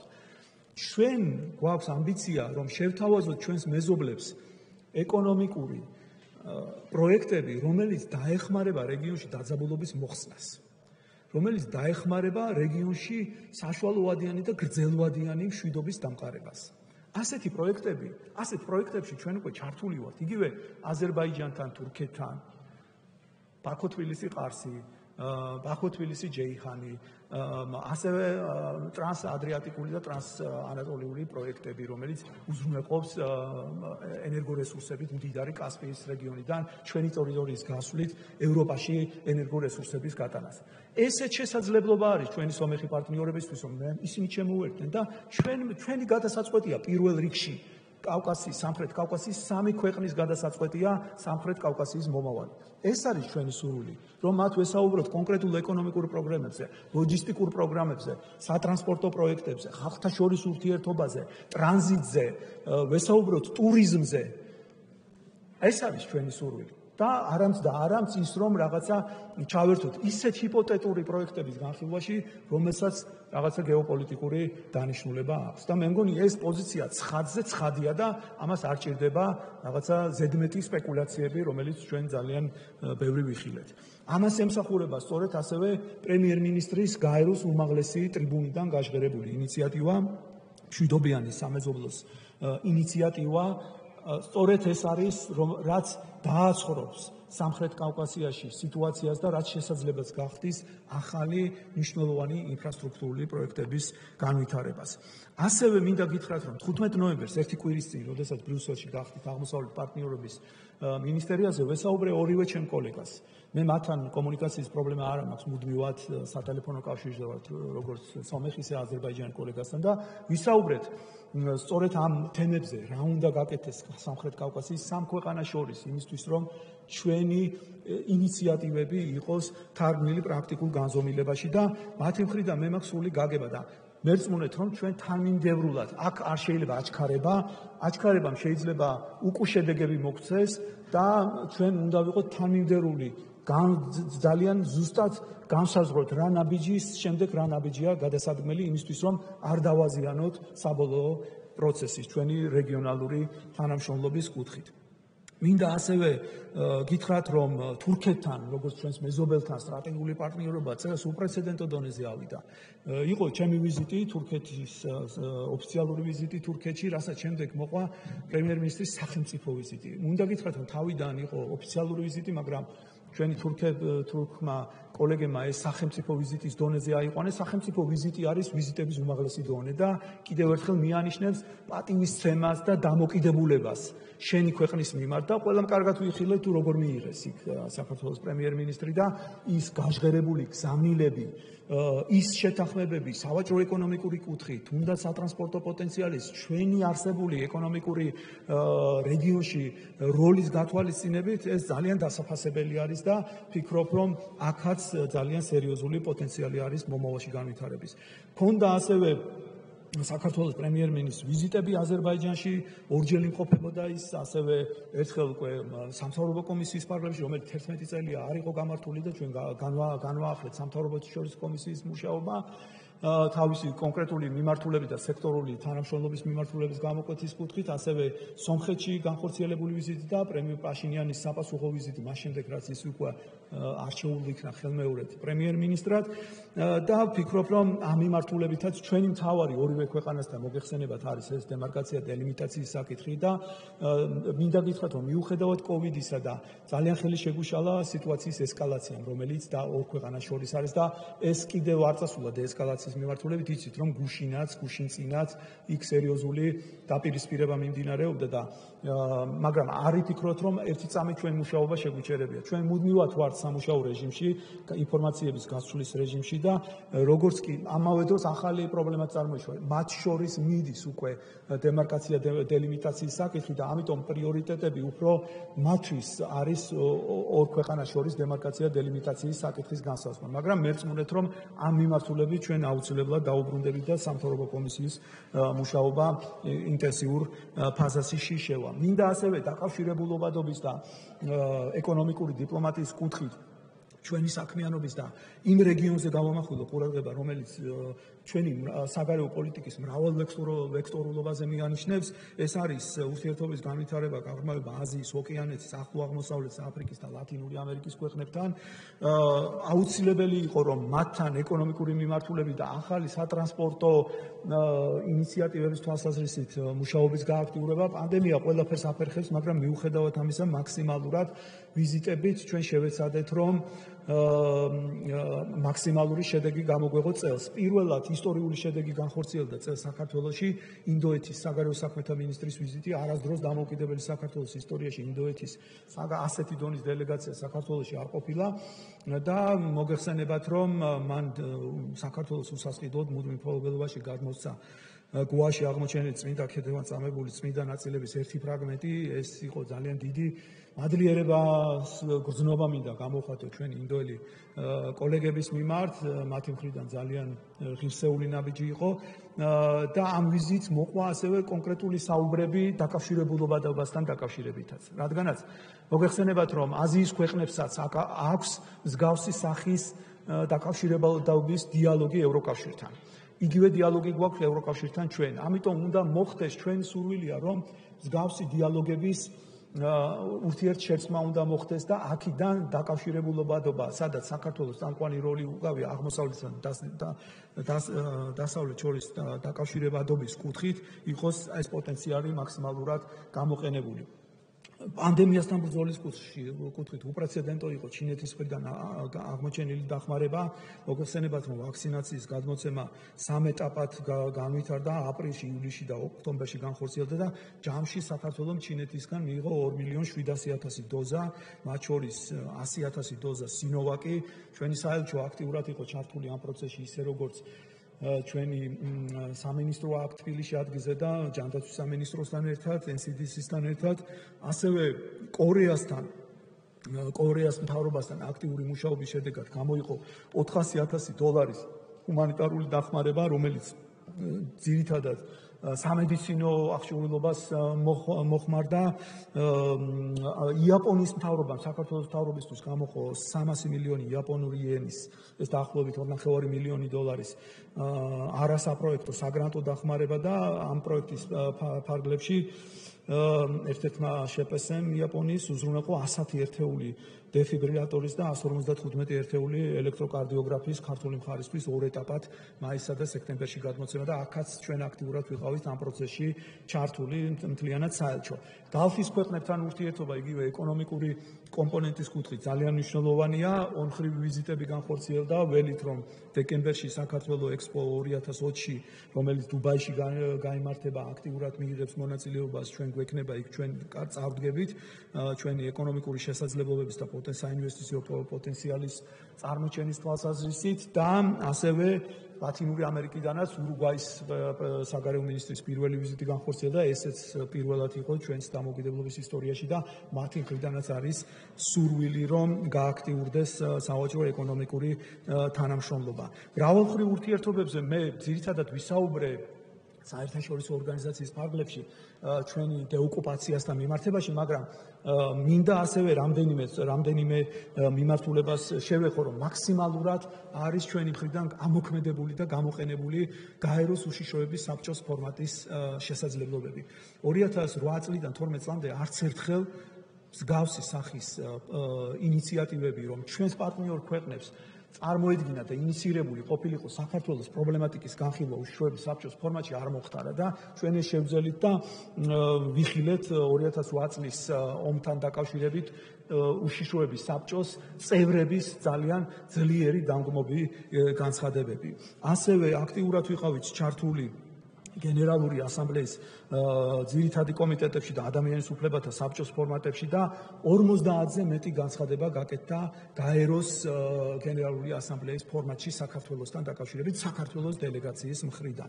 ასევე ამოქმედებული გვაქვს ეუთოში, მაშინ როდესაც რუსეთი კონსენსუსის გამო ის ბოროტად იყენებს კონსენსუსის პრინციპს და ბლოკავს ყველანაირ გადაწყვეტილებას, ამიტომ ჩვენ ინოვაციურად, კრეატიულად მივდექით და შევკრიბეთ საქართველოს მეგობარი ქვეყნები იმისთვის, რომ საკითხის აქტუალიზაცია მომხდარიყო, გაიზარდა ეს ქვეყნები 17-მდე და ამ ქვეყნების საქმარი მეგობარი ქვეყნების განცხადებები კეთდება მინისტერიალებზე და ეუთოს მუდმივი საბჭოს ხდომებზე 15 განცხადება გაკეთდა წლის განმავლობაში. ასევე მნიშვნელოვანია, რომ ჩვენ აქტიურად ვიყავით ჩართული საარჩევნო პროცესში საერთაშორისო დამკვირვებლების მოწვევის კუთხით, ეუთო ოდირი, რომელიც გახდათ ყველაზე დიდი სადამკვირვებლო მისია და ჩვენ მათ ვთხოვეთ, რომ ისინი ყოფილიყვნენ არა მხოლოდ პირველი, არამედ მეორე ტურების დროს და უპრეცედენტო იყო ისიც, იმიტომ რომ როგორც წესი ადგილობრივ არჩევნებს ეუთო ოდირი არ აკვირდება. არ არის ესეთი პრაქტიკა. და ჩვენი დაჟინებული მოთხოვნით უზრუნველყავით, რომ 400-ზე მეტი საერთაშორისო დამკვირვებელი ეუთო ოდირიდან ყოფილიყო როგორც პირველი, ისე მეორე ტურის დროს და ასევე უპრეცედენტო იყო ისიც, რომ ეუთო ოდირის დირექტორი არ ჩადის ხოლმე არჩევნებზე, მით უფრო ადგილობრივ არჩევნებზე და ის საქართველოში იმყოფებოდა პირველი ტურის დროს და ძალიან კარგი და ნაყოფიერი თანამშრომლობა ჰქონდა მასთან და მის მისიასთან. ასევე ევროპის საბჭოს მინისტრთა კომიტეტის ფორმატის გამოყენება კონსოლიდირებულ ანგარიშებზე მოგახსენეთ და ამ ფორმატში 70-ზე მეტი განცხადება გაკეთდა ამ საერთაშორისო ორგანიზაციის ფარგლებში. გარდა ამისა, მინდა გითხრათ ჩვენი ძალიან დიდი მიღწევის შესახებ, რომლითაც მე ძალიან ვამაყობ, იმიტომ რომ ჩვენ წელს შევძელით 3 ქართველი კანდიდატის გაყვანა ისეთ სერიოზულ პოზიციებზე საერთაშორისო ორგანიზაციებში, როგორიც არის სოფლიო სავაჭრო ორგანიზაციის გენერალური მდივანი ზურაბ პოლოლიკაშვილი, ასევე გოჩა ლორთქიფანიძე, რომელიც არჩეულ იქნა სისხლის სამართლის საერთაშორისო სამართლის მოსამართლედ და სოფიო კილაძე, თქვენი ყოფილი კოლეგა, არჩეულ იქნა გაეროს ბავშვთა უფლებების კომიტეტის წევრად. ეს ურთულესი პროცესია, ურთულესი. ტურიზმი თქვი ბატონ ფრიდანკი. პირველ მაგი დავიწყე. ეს ურთულესი პროცესია, იმიტომ რომ ჩვენნაირ შეზღუდული რესურსების მქონე ქვეყანას ძალიან ბევრ ფრონტზე გიწევს ბრძოლა, იქ გაცვლებია, ზოგს რაში ჭირდება ხმა, ზოგს რაში და ამიტომ სწორად უნდა გათვალო შენი რესურსიც და ასევე ის, რომ მაქსიმალური შედეგი დაიდოს და მინდა ყველას მადლობა უთხრა ჩემ კოლეგებს, მისიებს, გაეროში, თუ სხვა საერთაშორისო ორგანიზაციებში და საელჩოებში, ვინც მართლა ძალიან სერიოზული საქმიანობა გაწია ამ მიმართულებით. ეკონომიკურ დიპლომატიაზე მინდა განსაკუთრებული ყურადღება შევაჩერო და თქვა რომ ერთ-ერთი მთავარი პრიორიტეტი და გამოწვევა არის ჩვენთვის და ხშირად საელჩოების და სამინისტროს როლი იმიტომ რომ ჩვენ რაღაც შეიძლება ნაკლებ ვაქტიურობთ ასე ვთქვათ პიარის თვალსაზრისით მაგრამ მინდა რომ საზოგადოება მიცოდეს ყველა ის პროექტი და მიმართულება სადაც ჩვენი საელჩოები არიან ჩართული და ეს მართლაც ძალიან სერიოზული ხელშესახების შედეგია და მინდა ამაზე გესაუბროთ. მიმდინარე წელს გაიმართა 25 ბიზნეს დელეგაციის ვიზიტი საქართველოში და ბიზნეს ფორუმი. ასევე 17 ონლაინ ბიზნეს შეხვედრა. ეს იყო ბულგარეთი, ირლანდია, საბერძნეთი, სლოვენია, უკრაინა, იაპონია, მალაზიის ბიზნესების შორის. ასევე ბერნში, ვილნიუსში, კიევში, სეულში, დოჰაში, მადრიდში, ლონდონში, ლიონში, სან-ფრანცისკოში საერთაშორისო გამოფენები, ფესტივალები და სემინარები და კონფერენციები და პრეზენტაციები. ყველა ამ ჩამოთვლილ ღონისძიებაში არის ჩვენი საგარეო საქმეთა სამინისტროს მნიშვნელოვანი წვლილი და როლი და ჩვენი მისიების და საელჩოების. გარდა ამისა, უცხოური ინვესტიციების მოზიდვის კუთხითაც აქტიურად არიან ჩვენები ჩართული. ეს გამოიხატა ინვესტიციებით ლოჯისტიკური ინფრასტრუქტურის სფეროში, მაგალითად, პეის გრუპი, რომელიც ფოთის პორტში ახალი მრავალფუნქციური საზღვაო ტერმინალის მშენებლობა დაიწყება, აქაც ჩართული ვიყავით და ხოლო ბათუმის პორტში ჩვენი სამინისტროს და შესაბამისი საელჩოს უშუალო საელჩოების ჩართულობით უზბეკეთში და ამერიკის შეერთებულ შტატებში ამერიკული კომპანია ტრამო ახალი მულტიმოდალური ტერმინალის გახსნაშია და გაიხსნა ეს ტერმინალი და უკვე წარმატებით ფუნქციონირებს და ეს არის კარგი შედეგი იმისა, რომ ამერიკული კაპიტალი საქართველოში 50 მილიონიანი ინვესტიცია არის ჩადებული ამ ტერმინალში, რომელიც ასევე დაკავშირებადობაზე რომ საუბრობ, ეს არის საუკეთესო მაგალითი, როგორ აკავშირებს საქართველოს ცენტრალური აზიიდან წამოღებულ რესურსს საქართველოს გავლით და ეს რესურსი მიდის შემდეგ სოფლიოს სხვადასხვა კუთხეში და ეს მე ვფიქრობ მნიშვნელოვანი ხელშესახების შედეგია. ასევე მსხვილ ენერგეტიკულ პროექტში, როგორც არის იაპონური კორპორაციის TEPCO-ს მიერ დარიალ ჰესის 31 წილის შესყიდვა. აქტიურად ვიყავით აქაც ჩართული. ტურისტული ინფრასტრუქტურის განვითარების სფეროში არის ესეთი ბრიტანული დეველოპერული კომპანია MRMU და მზიური გარდენს ფარგლებში მულტიფუნქციური კომპლექსის და ქრომ პლაზა 5 ვარსკვლავიანი სასტუმრო მშენებლობის ხელშეწყობა აქაც ჩართული იყო ჩვენი საელჩო. ჩეხურ-სლოვაკურმა კომპანიამ Green Resort-მა ქალაქ ობულეთში ასევე მსხვილი საინვესტიციო პროექტის განხორციელება დაიწყო.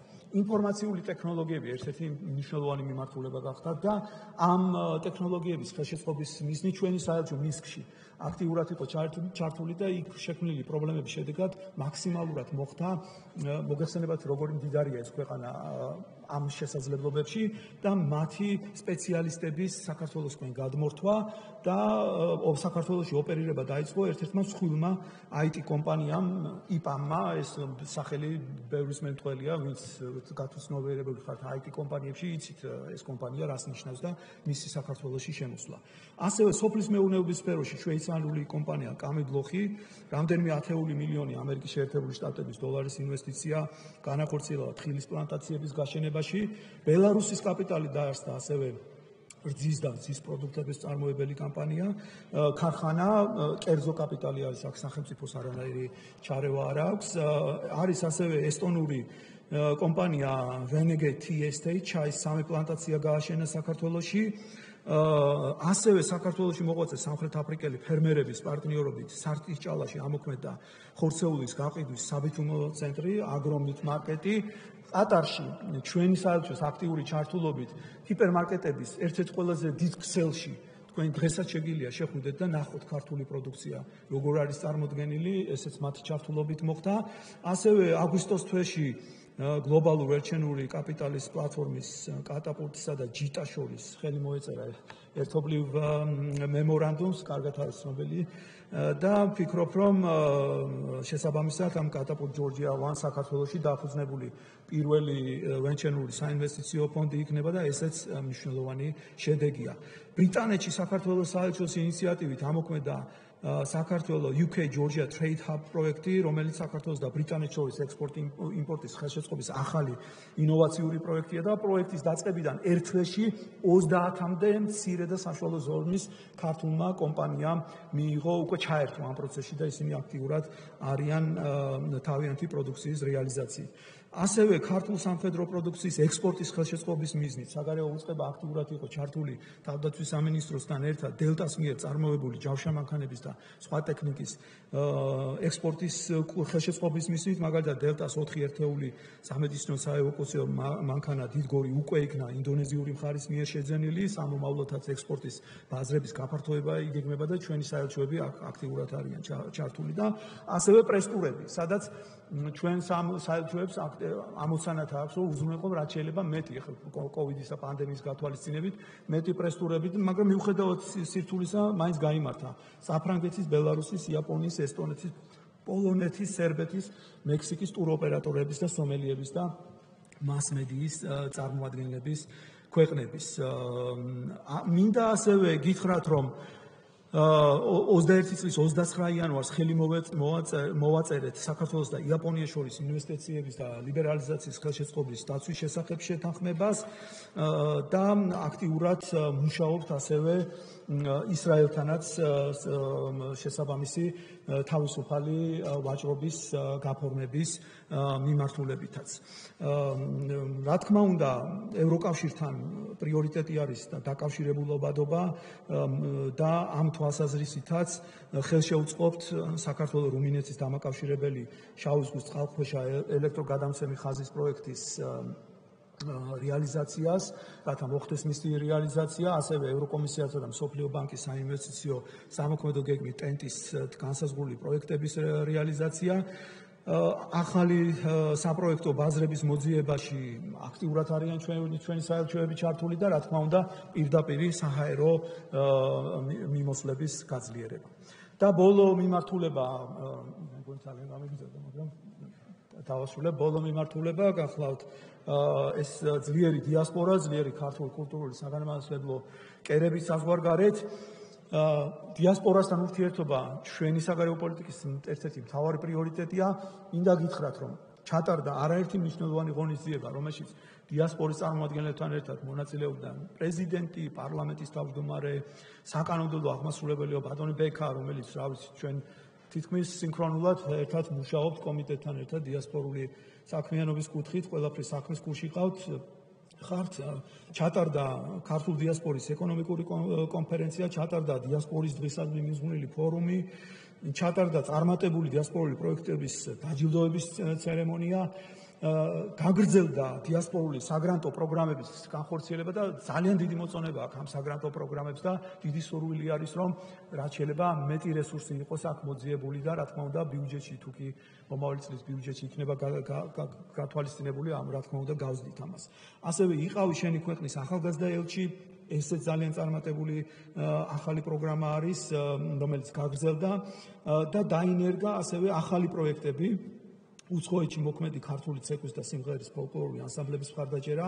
მინდა გითხრათ, რომ ეს არის ძალიან დიდი სურვილი, სადაც ჩავდივარ, ყველა ჩვენი დიასპორელი აყენებს მოთხოვნას, რომ დავაფინანსოთ ეს კულტურული და ფოლკლორული ცეკვის ანსამბლები და კარგია, რომ გამოიძებნა ბიუჯეტის შესაძლებლობა და ამ მხრივ ჩვენ გვექნება შესაძლებლობა მომავალ წელსაც გავაგრძელოთ ეს პროგრამა. მომზადდა ასევე მიგრაციის პრაქტიკული მზამკვლევი ქართულ ენაზე, რაც ეხმარება ადგილზე ჩვენ დიასპორის წარმომადგენლებს იქ არსებული მიგრაციული კანონმდებლობის ზუსტ გაგებაში. დავასრულეთ ასევე ლევილის მამულის პირველი ფაზა, რომელიც საგარეო საქმეთა სამინისტროს პირველი ეტაპი იყო, იქ მოწყობა საცხოვრებელი ფართით და ჩვენ ეს პროექტის პირველი ფაზა დავასრულეთ და ამჟამად უკვე პროექტის განხორციელება გადაეცა კულტურის სამინისტროს და დარწმუნებული ვარ, რომ კულტურის სამინისტრო წარმატებით დაასრულებს მთლიან ფაზას. ასევე წარმატებით მიმდინარეობს ქართული ენის სწავლების საპილოტო პროგრამის განხორციელება სხვადასხვა ქვეყნებში და ამოქმედა 11 ახალი საკვირაო სკოლა. რა თქმა უნდა, სამომავლო გეგმებზეც აქტიურად ვართ კომუნიკაციაში საერთაშორისო პარტნიორებთან, მიგრაციის საერთაშორისო ორგანიზაციასთან, GIZ-თან, ICMP-თან, რათა ახალი პროექტები და ახალი გზები მოვძებნოთ იმისთვის, რომ მაქსიმალურად უზრუნველყოთ ჩვენი დიასპორების ჩართულობა და კულტურული კერების დაფუძნება. წელს უნდა გითხრათ, რომ საქართველოს დღევანდელი მონაცემებით გააჩნია საზღვარგარეთ 77 წარმომადგენლობა, 77 მისია, ეს საკმაოდ ისეთი დიდი რიცხვი არის, მაგრამ ჩვენნაირი რესურსების ქვეყნისთვის მაქსიმალურს ვაკეთებთ, რომ ქვეყნებიდან მოხდეს გადაფარვა სხვა ქვეყნების. რა თქმა უნდა, ეს არის იმ შესაძლებლობებიდან გამომდინარე, რა შესაძლებლობაც გვაქვს ბიუჯეტის ფარგლებში.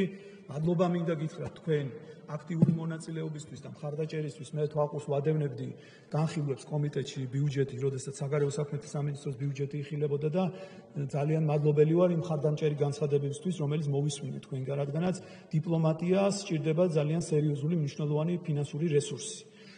და მე რა თქმა უნდა მხედველობაში მიმაქვს ის მდგომარეობა, რაც სახელმწიფოშია და გაგებით ეკიდებიან ჩვენი დიპლომატები და მაქსიმალურად კმაყოფილდებით იმ რესურსით, რა რესურსიც არის და მაქსიმალური შედეგი უნდა გამოვიყოთ აქედან და ასევე ოპოზიციის მიმართაც მინდა გამოვხატო მადლიერება, რადგანაც მოვისმინე მათი წარმომადგენელი, ჩემი ყოფილი კოლეგის საგარეო მინისტრის გრიგოლ ვაშაძის მხრიდანაც მხარდამჭერი გზავნილები იყო, თუნდაც მისიების შეძენასთან დაკავშირებით, ვიცი ამას ბევრი უჭერს მხარს ჩემი კოლეგები, მეც უჭერ ამას მხარს და მინდა გითხრათ, რომ ჩვენ 5 ახალი მისია შევიძინეთ ბოლო 6 წლის განმავლობაში, რომელიც უკვე საქართველოს საკუთრებაშია, კუთვნილებაში არის და თანმიმდევრულად იმას რა არის შესაძლებლობასაც მოგვცემს ბიუჯეტი, რასაც გავწვდებით მაქსიმალურად შევეცდებით, რომ საქართველოს კონდეს თავისი მისიები საზღვარგარეთ.